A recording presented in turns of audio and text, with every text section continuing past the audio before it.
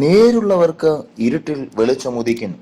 അവൻ കൃപയും കരുണയും നീതിയും ഉള്ളവനാകുന്നു. 112 സങ്കീർത്തനം 4 വാക്യം. ദൈവ തിരുനാമം മഹത്വപ്പെടുമാറാകട്ടെ. വചനം ശ്രവിക്കുന്ന എല്ലാ ദൈവമക്കൾക്കും സ്നേഹ വന്ദനങ്ങൾ. 112 സങ്കീർത്തനം തുടങ്ങുന്നത് ആരാണ് ഭാഗ്യവാൻ എന്ന് ഓർമ്മിപ്പിച്ചുകൊണ്ടാണ്. യഹോവയെ ഭയപ്പെട്ട് അവിടുത്തെ കൽപ്പനകളിൽ ഇഷ്ടപ്പെടുന്നവനാണ് ഭാഗ്യവാൻ. അങ്ങനെയുള്ള ഒരുവന്റെ കുടുംബജീവിതം എപ്രകാരമായിരിക്കുമെന്ന് സങ്കീർത്തനക്കാരൻ വിശദീകരിക്കുക. അവന്റെ സന്തതി ഭൂമിയിൽ ബലപ്പെട്ടിരിക്കും.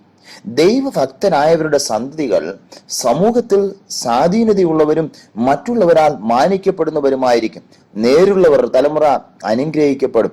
സൂത്രവും ചതുവും കാണിക്കുന്നതിനേക്കാൾ ദൈവഭക്തിയും നേരുമുണ്ടെങ്കിൽ അത് അനുഗ്രഹ കാരണമാകുമെന്ന് സങ്കീർത്തനക്കാരൻ ഓർമ്മിപ്പിക്കുക. ഐശ്വര്യവും സമ്പത്തും അവന്റെ വീട്ടിലുണ്ടാകും.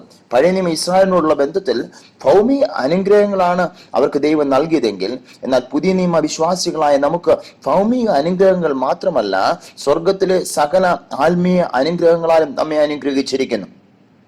നാം അനുഗ്രഹിക്കപ്പെടണമെങ്കിൽ ദൈവവചനം അനുസരിച്ച് ജീവിക്കണം. യോഹന്നാൻ 15:15 കർത്താവ് പറയുന്നു, നിങ്ങൾ എന്നെ സ്നേഹിക്കുന്നുവെങ്കിൽ എന്റെ കൽപ്പനകളെ കാത്തുകൊള്ളും. 112 സങ്കീർത്തനം 4 വാക്യത്തിൽ പറയുന്നു, നേരുള്ളവർക്ക് ഇരുട്ടിൽ വെളിച്ചം ഉദിക്കുന്നു. ഭക്തന് രോഗമോ കഷ്ടമോ വേദനയോ ബുദ്ധിമുട്ടുകളോ ഒക്കെ ഉണ്ടാകാം. എന്നാൽ സൂര്യൻ വേഗം ഉദിക്കുകയും അന്ധകാരം മാറിപ്പോവുകയും ചെയ്യുന്നത് പോലെ അത് മാറിപ്പോകും. അന്ധകാരം നമ്മെ മൂടിയാലും സൂര്യനും പരിചയമാകുന്ന ദൈവം പ്രത്യാശയുടെ പൊൻപുലരിയിലേക്ക് നമ്മെ കൊണ്ടുവരികയും ചെയ്യുമെന്ന് സങ്കീർത്തനക്കാരൻ അവിടെ ഓർമ്മിപ്പിക്കുക. പാട്ടുകാരൻ പാടുന്നത് പോലെ, ഇരുൾ നമ്മെ മൂടിടുമ്പോൾ ലോക വെളിച്ചമായി അവൻ അണയും. രോഗികളായിടുമ്പോൾ സൗഖ്യദായകൻ അവൻ കരുതും. അവൻ ആലയത്തിൽ സ്വർഗ നന്മകളാൽ നമ്മെ നിറച്ചിടും അനുദിനവും. അതുപോലെ തന്നെ ദൈവം നമുക്ക് തന്നിരിക്കുന്ന താലന്തുകൾ ബുദ്ധിപൂർവ്വം കൈകാര്യം ചെയ്യണമെന്നും വ്യവഹാരത്തിൽ അവൻ തന്റെ കാര്യം നേടുമെന്നും ഓർമ്മിപ്പിക്കുക. അവൻ ഒരു നാളും കുലുങ്ങിപ്പോകാതെ ദൈവം മുൻപാകെ നീതിയോടെ നടക്കും. അവന്റെ ഹൃദയം യഹോവയിൽ ആശ്രയിച്ചിരിക്കുന്നത് കൊണ്ട് എന്തെല്ലാം വന്നാലും ആരെല്ലാം എതിരായി തീർന്നാലും അവൻ ഭയപ്പെടാതെ ഉറച്ചിരിക്കും. അവന്റെ കൊമ്പ് ബഹുമാനത്തോടെ ഉയർന്നിരിക്കും. ഉയർച്ചയുടെ ചിഹ്നമാണ് കൊമ്പ് എന്ന് പറയുന്നത്. അവനെ ഉയർത്തുന്ന വിധങ്ങളെ കാണുമ്പോൾ ദുഷ്ടൻ അത് കണ്ട് വ്യസനിക്കും. അവൻ പല്ല് കടിച്ച് ഉരുകിപ്പോകും. ദുഷ്ടന്റെ ആശ നശിച്ചു പോകും എന്ന് പറഞ്ഞുകൊണ്ടാണ് സങ്കീർത്തനക്കാരൻ ഈ സങ്കീർത്തനം അവസാനിപ്പിച്ചിരിക്കുന്നത്. ആയതിനാൽ പ്രിയരെ, യഹോവയെ ഭയപ്പെട്ട് അവിടുത്തെ വഴികളിൽ നടന്ന് അവിടുത്തെ കൽപ്പനകൾ പ്രമാണിച്ച് അവിടുത്തെ ഗിതം നിറവേറ്റി സൂര്യനും പരിചയമാകുന്ന ദൈവത്തിൽ ആശ്രയം വെച്ച് നമുക്ക് മുന്നേറാം. അതിന് ദൈവം നമ്മെ ഏവരെയും സഹായിക്കുമാറാകട്ടെ. പ്രാർത്ഥിക്കാം. കർത്താവേ, ഈ പ്രഭാതത്തിൽ ഞങ്ങൾക്ക് തന്ന വചനങ്ങൾക്കായി നന്ദിയോടെ സ്തുതിക്കുന്നു.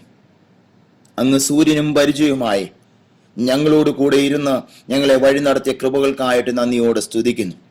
ഞങ്ങളുടെ ജീവിതത്തിൽ പ്രയാസങ്ങളും പ്രശ്നങ്ങളും വേദനകളും ഒക്കെ വരുമ്പോൾ സൂര്യൻ വേഗം ഉദിക്കുകയും അന്ധകാരം മാറിപ്പോകുന്നത് പോലെ ഞങ്ങളുടെ ജീവിതത്തിലെ ഭാരങ്ങളും പ്രയാസങ്ങളും മാറിപ്പോകുമെന്ന് ഞങ്ങളെ ഓർമ്മിപ്പിച്ച കൃപകൾക്കായിട്ട് നന്ദിയോടെ സ്തുതിക്കുന്നു.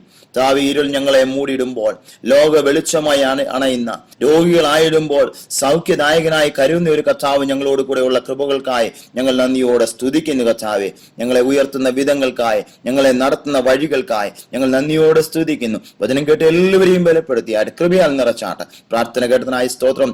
യേശു ക്രിസ്തുവിന്റെ നിസ്തുല്യ നാമത്തിൽ തന്നെ, ആമേൻ.